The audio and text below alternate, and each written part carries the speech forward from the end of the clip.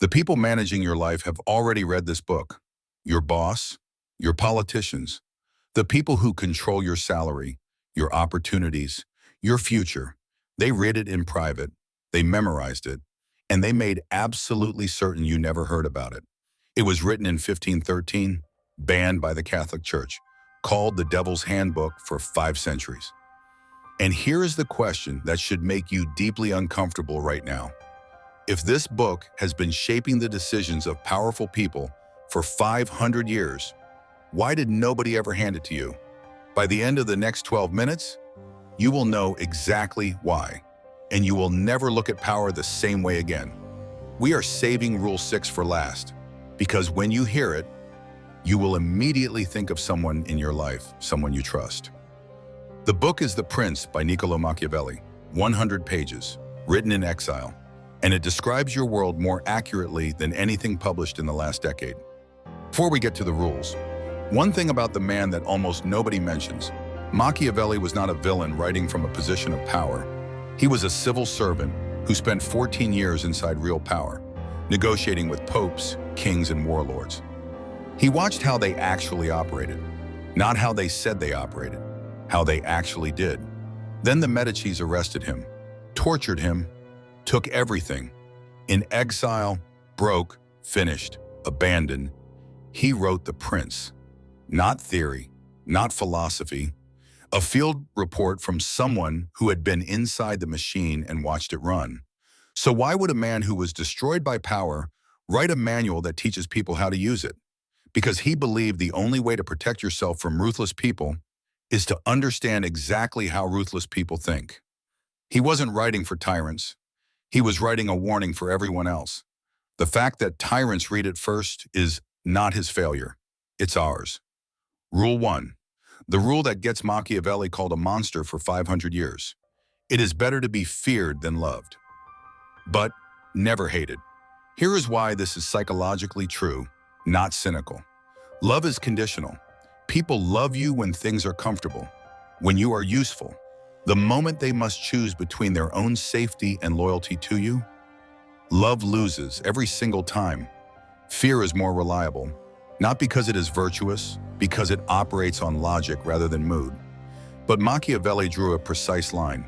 Fear, useful. Hatred, fatal. So what separates fear from hatred? And have you ever crossed that line with someone without realizing it? Think about the most effective leader you have personally worked under. Not the nicest, the most effective. The one who actually got things done. They operated in exactly that space between fear and respect. The gap between fear and hatred is how you treat people when you have nothing to gain from them. Cross that line, and you have turned an asset into a countdown clock. Rule 4 is the one that will disturb you most personally, because it is about something you do every single day without realizing it. This is the rule that got the book banned by the Catholic Church. Machiavelli wrote, "Appear to be compassionate, faithful, honest, religious, sincere, ut appear, not be. Wear every virtue, but never be so committed to any virtue that you cannot set it aside when reality demands it." The church called this the Devil's Instruction Manual. But then, consider every press conference you have ever watched, every carefully rehearsed apology, every politician whose voice broke at exactly the right moment, every CEO who wept about laying off 10,000 people while collecting a $50 million bonus. If that is evil, why does it work on us every single time? Because we desperately want to believe the performance. We need to believe that the people with power over us have our interests at heart. Machiavelli didn't invent this. He was the first person honest enough to write it down. The church didn't ban it because the ideas were new. They banned it because putting it in writing made the invisible visible. If you move against someone, destroy the threat completely. Or do not move at all. A wounded enemy is more dangerous than a dormant one, because you did not just fail to defeat them, you gave them something more dangerous than power. You gave them personal motivation. Julius Caesar ignored this rule. He pardoned the senators planning to kill him. He genuinely believed mercy would generate loyalty. It generated 23 stab wounds. How many times in your professional life have you done just enough to make an enemy, but not enough to actually resolve the conflict? You know exactly what happened next. The person you have confronted did not forget. They regrouped, and they came back when you least expected it. Half in is the most dangerous position in any conflict. You inherit all the risk of action with none of the resolution. Either commit completely or walk away clean. The middle ground belongs to no one. Rule 4, the most uncomfortable rule in the entire book. Everyone judges by appearances. Almost no one judges by reality. Machiavelli's exact words, everyone sees what you appear to be. Almost no one perceives what you actually are. This is not cynicism. This is neuroscience. The human brain makes evaluative judgments in under 150 milliseconds and then spends enormous energy defending those judgments, even in the face of contradicting evidence.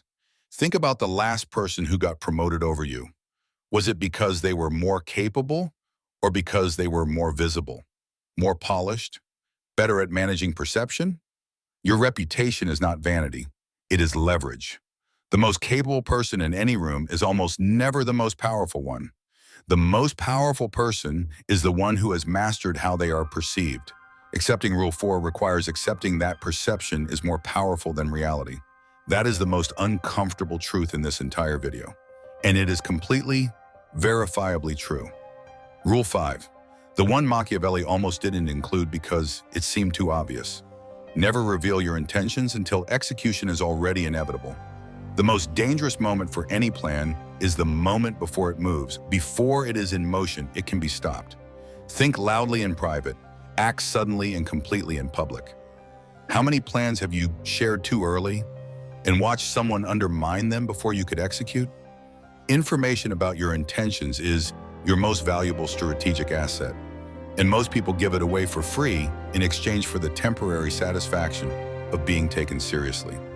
Rule 6 is the coldest rule in this entire book, and it is about someone in your life right now who you believe is on your side. Rule 6, in any conflict, the person who claims to be neutral has already made their choice. They chose themselves over you. That is information, not a betrayal, information. And information should be filed, not argued with. The phrase, "I don't want to get involved," is a position. It simply refuses to name itself as one. Who in your current life, when you most needed them to stand with you, suddenly remembered they don't take sides? That person showed you exactly who they are in that moment. File it. Do not argue with it. Do not try to change it. Simply update your understanding of who they are. Neutrality in your conflict is a vote against you, delivered quietly, with complete plausible deniability.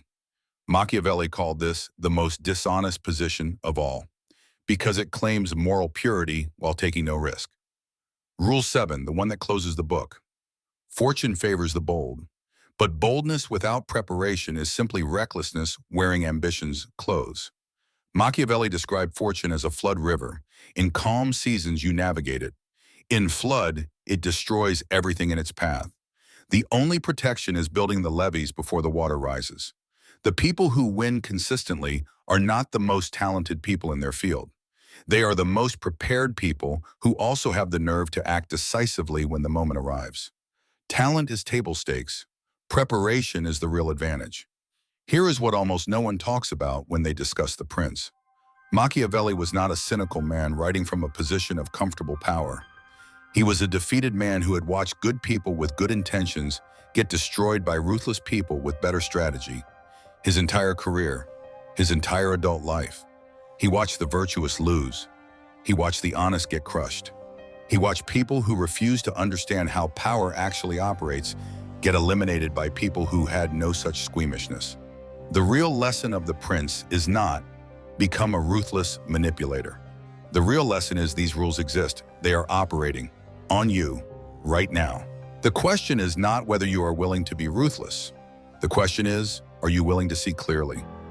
Right now, today, someone in your professional or personal life knows these rules. They learned them somewhere. They are applying them.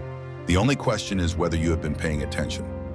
Machiavelli's gift, his uncomfortable 500-year-old gift, is that he named the game, put it in writing, made it visible.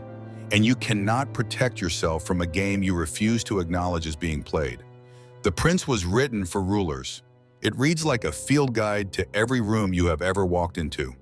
The people at the top already know this. Someone showed it to them early. Now you know too. Next video, we go inside the mind of the man who didn't just read every rule in this book. He executed all 7 simultaneously on an entire continent for 15 years. And what it cost him makes everything we discuss today look like a warm-up exercise. That video is already built. Stay here. Throne of Mind. Stay dangerous.